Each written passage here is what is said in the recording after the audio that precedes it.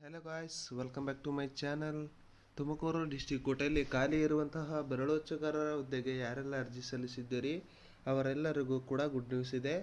ಏನಪ್ಪ good news ಅಂತಂದರೆ, ರೀಸೆಂಟಾಗಿ ಸ್ಕಿಲ್ ಟೆಸ್ಟನ್ನು ನಡೆಸಲಾಗಿತ್ತು. ಸ್ಕಿಲ್ ಟೆಸ್ಟಲ್ಲಿ ಯಾರೆಲ್ಲ ಒಳ್ಳೆಯ ಅಂಕಗಳನ್ನು ಪಡೆದಿದ್ದೀರಿ ಅವರೆಲ್ಲರಿಗೂ ಕೂಡ ಗುಡ್ ನ್ಯೂಸ್ ಇದೆ. ಏನಪ್ಪ ಗುಡ್ ನ್ಯೂಸ್ ಅಂತಂದರೆ, ಈಗ ತುಮಕೂರು ಡಿಸ್ಟಿಕ್ ಕೋರ್ಟು ಸಂದರ್ಶನಕ್ಕೆ ಕರೆದಿದ್ದಾರೆ. ಸಂದರ್ಶನಕ್ಕೆ ಯಾವೆಲ್ಲ ಅಭ್ಯರ್ಥಿಗಳು ಎಲಿಜಿಬಲ್ ಆಗಿದ್ದಾರೆ, ಯಾವ ದಿನಾಂಕದಂದು ಸಂದರ್ಶನ ಇದೆ ಮತ್ತು ಎಲ್ಲಿ ಸಂದರ್ಶನ ಇದೆ, ಫುಲ್ ಡೀಟೇಲ್ ಆಗಿ ಈ ಒಂದು ವಿಡಿಯೋದಲ್ಲಿ ಹೇಳ್ತಾ ಹೋಗ್ತೀನಿ. ಎಲ್ಲೂ ಕೂಡ ವಿಡಿಯೋವನ್ನು ಸ್ಕಿಪ್ ಮಾಡಬೇಡಿ, ಕಂಪ್ಲೀಟಾಗಿ ನೋಡಿ. ಇನ್ನೂ ಕೂಡ ಯಾರೆಲ್ಲ ನನ್ನ ಚಾನಲನ್ನು ಸಬ್ಸ್ಕ್ರೈಬ್ ಆಗದೆ ನೋಡ್ತಾ ಇದ್ದೀರಿ, ಪ್ಲೀಸ್ ಸಬ್ಸ್ಕ್ರೈಬ್ ಆಗಿ. ನಾನು ಹಾಕುವಂತಹ ಎಲ್ಲ ವಿಡಿಯೋಗಳು ನಿಮಗೆ ಬಂದು ತಲುಪುತ್ತವೆ. ಈ ಒಂದು ವಿಡಿಯೋಗೆ ನಾನು 50 ಲೈಕ್ಸನ್ನು ಎಕ್ಸ್ಪೆಕ್ಟ್ ಮಾಡ್ತಾ ಇದ್ದೀನಿ ಗಾಯ್ಸ್, ಪ್ಲೀಸ್ ಲೈಕ್ ಮಾಡಿ. ಲೈಕ್ ಮಾಡಿದ್ರಾ? ಬನ್ನಿ ಇವಾಗ ಒಂದೊಂದಾಗಿ ನೋಡ್ತಾ ಹೋಗೋಣ. ಈ ಒಂದು ನೋಟಿಫಿಕೇಷನನ್ನು 10/3/2025 ರಿಲೀಸ್ ಮಾಡಲಾಗಿದೆ. ತುಮಕೂರು ಡಿಸ್ಟಿಕ್ ಕೋರ್ಟಲ್ಲಿ ಖಾಲಿ ಇರುವಂತಹ ಬೆರಳಚ್ಚುಗಾರರ ಹುದ್ದೆಗೆ 1:5 ಅಂತಂದರೆ ಒಂದು ಹುದ್ದೆಗೆ 5 ಅಭ್ಯರ್ಥಿಗಳಂತೆಯೇ ಸಂದರ್ಶನಕ್ಕೆ ಕರೆದಿದ್ದಾರೆ. ಸಂದರ್ಶನ ಯಾವ ದಿನಾಂಕದಂದು ಇದೆ ಅಂತಂದರೆ 15/3/2025 ಸಂದರ್ಶನ ಇದೆ. ಅದು 10:30 ನಿಮ್ಗೆ ಏನು ಮಾಡ್ತಾರೆ, ಸಂದರ್ಶನವನ್ನು ಕಂಡಕ್ಟ್ ಮಾಡ್ತಾರೆ. ಎಲ್ಲಿ? ತುಮಕೂರು ಪ್ರಧಾನ ಜಿಲ್ಲಾ ಮತ್ತು ಸತ್ರ ನ್ಯಾಯಾಲಯದಲ್ಲಿ ಮೌಖಿಕ ಸಂದರ್ಶನಕ್ಕೆ ಕರೆದಿದ್ದಾರೆ. ಇಲ್ಲಿ ಮೌಖಿಕ ಸಂದರ್ಶನಕ್ಕೆ ಕೆಲವೊಂದು ಸೂಚನೆಗಳನ್ನು ಕೊಟ್ಟಿದ್ದಾರೆ, ಅದನ್ನು ನೋಡ್ತಾ ಹೋಗೋಣ.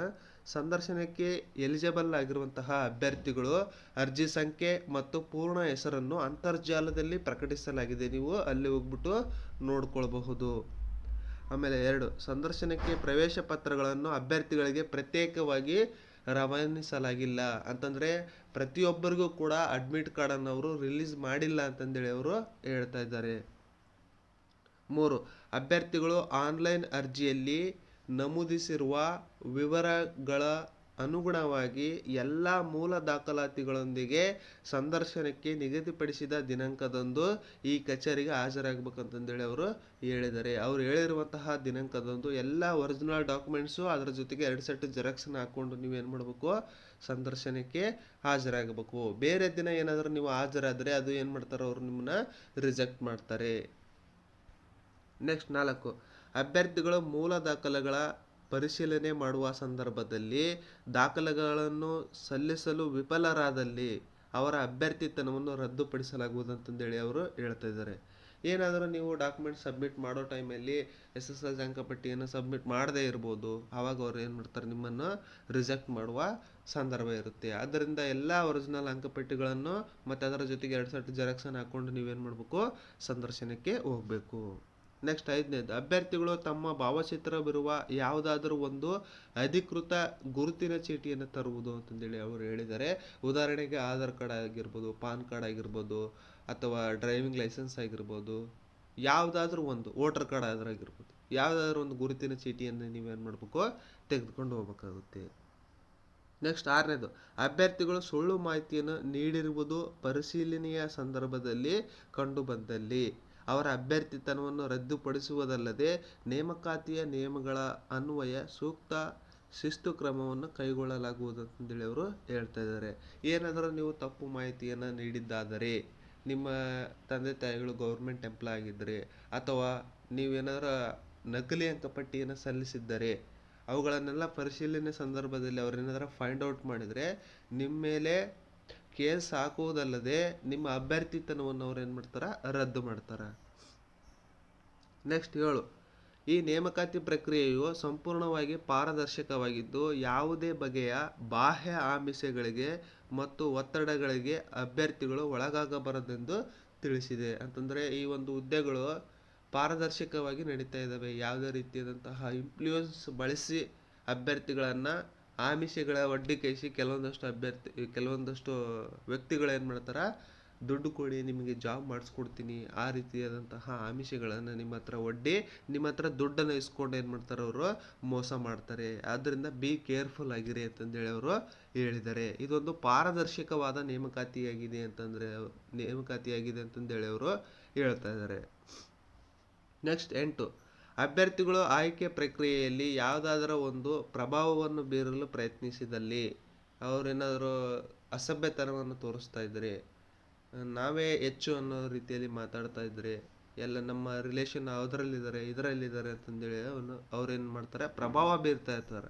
ಅಂತಹ ಅಭ್ಯರ್ಥಿಗಳು ಏನು ಮಾಡ್ತಾರೆ, ಅವ್ರನ್ನ ಯಾವುದೇ ಮುನ್ಸೂಚನೆಯನ್ನು ನೀಡದೆ ಅವ್ರೇನು ಮಾಡ್ತಾರೆ, ರಿಜೆಕ್ಟ್ ಮಾಡಿಬಿಡ್ತಾರೆ. ಆದ್ದರಿಂದ ಹುಷಾರಾಗಿ ಪ್ರತಿಯೊಂದನ್ನು ನೀವು ಸಂಪೂರ್ಣವಾಗಿ ಸರಿಯಾಗಿ ನೀವು ಉತ್ತರವನ್ನು ನೀಡಬೇಕಾಗುತ್ತೆ. ನೆಕ್ಸ್ಟ್, ಈ ಒಂದು ಹುದ್ದೆಗಳಿಗೆ ಯಾವ ಯಾವ ಅಭ್ಯರ್ಥಿಗಳು ಎಲಿಜಿಬಲ್ ಆಗಿದ್ದಾರೆ ಅಂತಂದೇಳಿ ಈಗ ನೋಡ್ತಾ ಹೋಗೋಣ. ಒಂದು ಹುದ್ದೆಗೆ 5 ಅಭ್ಯರ್ಥಿಗಳಂತೆಯೇ ಸಂದರ್ಶನಕ್ಕೆ ಅವರು ಕರೆದಿದ್ದಾರೆ. ಈಗ ನೋಡ್ತಾ ಇರ್ಬೋದು, ನವೀನ್ ಕುಮಾರ್ MC, ಪ್ರೇಕ್ಷಾ, ದೇವಕಿ, ಸಂಗಮೇಶ್, ನೆಕ್ಸ್ಟ್ ಸಿಂಧುಶ್ರೀ, ಅನಿತಾ, ಸಹನಡಿ, ಚಂದ್ರಕಲಾ, ಸಹನಾ, ನೆಕ್ಸ್ಟ್ ಉಷಾ, ಆಮೇಲೆ Syed, Manjunath Metri, Radhika, Damini, Chaitra HV, Kavitha H Lamani, Rakshitha, next Somashekar, Srikanth, Karadi, Maltesh, ಆಮೇಲೆ ನಿರ್ಮಲ. ಈ ರೀತಿಯಾಗಿ 21 ಅಭ್ಯರ್ಥಿಗಳು ಏನು ಮಾಡಿದ್ದಾರೆ, ಈಗ ಸಂದರ್ಶನಕ್ಕೆ ಎಲಿಜಿಬಲ್ ಆಗಿದ್ದಾರೆ.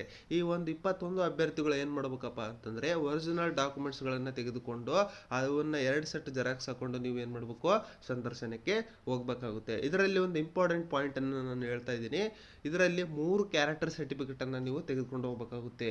ಒಂದು, ನೀವು ಲಾಸ್ಟ್ ಎಲ್ಲಿ ಸ್ಟಡಿ ಮಾಡಿದ್ರಿ ಅಲ್ಲಿ ನೀವು ಕ್ಯಾರೆಕ್ಟರ್ ಸರ್ಟಿಫಿಕೇಟನ್ನು ತೆಗೆದುಕೊಂಡು ಬರ್ಬೋದು. ಅಥವಾ ನೀವು ಲಾಸ್ಟ್ ಎಲ್ಲಿ ಟೈಪಿಂಗನ್ನು ಮುಗಿಸಿರ್ತೀರಿ ಆ ಒಂದು ಇನ್ಸ್ಟಿಟ್ಯೂಷನಲ್ಲೂ ಕೂಡ ನೀವು ಏನು ಮಾಡ್ಬೋದು, ಕ್ಯಾರೆಕ್ಟರ್ ಸರ್ಟಿಫಿಕೇಟನ್ನು ತರಬಹುದು. ಅದಾದ ನಂತರ ಇನ್ನು 2 ಕ್ಯಾರೆಕ್ಟರ್ ಸರ್ಟಿಫಿಕೇಟ್ ಇದಾವಲ್ಲ, ಅವು ನಿಮ್ಮ ಗಣ್ಯ ವ್ಯಕ್ತಿಗಳ ಹತ್ರ 2 ಕ್ಯಾರೆಕ್ಟರ್ ಸರ್ಟಿಫಿಕೇಟನ್ನು ತೆಗೆದುಕೊಂಡು ಬರಬೇಕಾಗುತ್ತೆ. ಉದಾಹರಣೆಗೆ ಈಗ ಅಧ್ಯಕ್ಷರಿರ್ತಾರೆ, ನಿಮ್ಮ ಗ್ರಾಮ ಪಂಚಾಯತಿ ಅಧ್ಯಕ್ಷರಿರ್ತಾರೆ, ಅವ್ರ ಹತ್ರನೂ ಕೂಡ ನೀವು ತೆಗೆದುಕೊಂಡು ಬರಬಹುದು.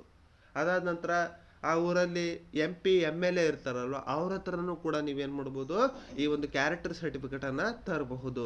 ಬಟ್ ಏನಪ್ಪ ಅಂತಂದರೆ ಅವರು ನಿಮಗೆ ಸಂಬಂಧಿಕರಾಗಿರಬಾರ್ದು. ಸಂಬಂಧಿಕರಲ್ಲದ ಇರುವಂತಹ ವ್ಯಕ್ತಿಗಳ ಹತ್ರ ಏನು ಮಾಡ್ಬೇಕು, ನೀವು ಈ 2 ಕ್ಯಾರೆಕ್ಟರ್ ಸರ್ಟಿಫಿಕೇಟನ್ನು ನೀವು ತರಬೇಕಾಗುತ್ತೆ.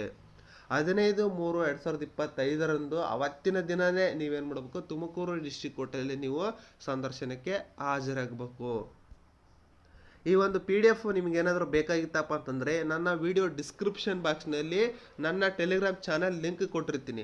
ಆ ಲಿಂಕನ್ನು ಜಸ್ಟ್ ಕ್ಲಿಕ್ ಮಾಡಿ ನೀವೇನು ಮಾಡಬೇಕು, ನನ್ನ ಟೆಲಿಗ್ರಾಮ್ ಚಾನಲನ್ನು ಜಾಯ್ನ್ ಆಗಿ ಈ ಒಂದು PDF ಅನ್ನು ನೀವು ಡೌನ್ಲೋಡ್ ಮಾಡ್ಕೊಳ್ಬಹುದು. ಅನೇಕ ವಿಡಿಯೋಗಳನ್ನು ನಾನು ಟೆಲಿಗ್ರಾಮ್ ಚಾನಲಲ್ಲಿ ಪೋಸ್ಟ್ ಮಾಡ್ತಾನೇ ಇರ್ತೀನಿ. ಆದ್ದರಿಂದ ನನ್ನನ್ನು ಟೆಲಿಗ್ರಾಮಲ್ಲೂ ಕೂಡ ಫಾಲೋ ಮಾಡಿ. ಹಾಗೆ ಈ ಒಂದು ವಿಡಿಯೋವನ್ನು 1:5 ಅಂತಂದರೆ ಒಂದು ಹುದ್ದೆಗೆ 5 ಅಭ್ಯರ್ಥಿಗಳಂತೆಯೇ ಸೆಲೆಕ್ಟ್ ಆಗಿರುವಂತಹ 21 ಅಭ್ಯರ್ಥಿಗಳಿಗೆ ಶೇರ್ ಮಾಡಿ, ಲೈಕ್ ಮಾಡಿ, ಹಾಗೆ ಸಬ್ಸ್ಕ್ರೈಬ್ ಆಗೋದನ್ನು ಮಾತ್ರ ಮರಿಬೇಡಿ. ಎಲ್ಲರಿಗೂ all the best. Good luck.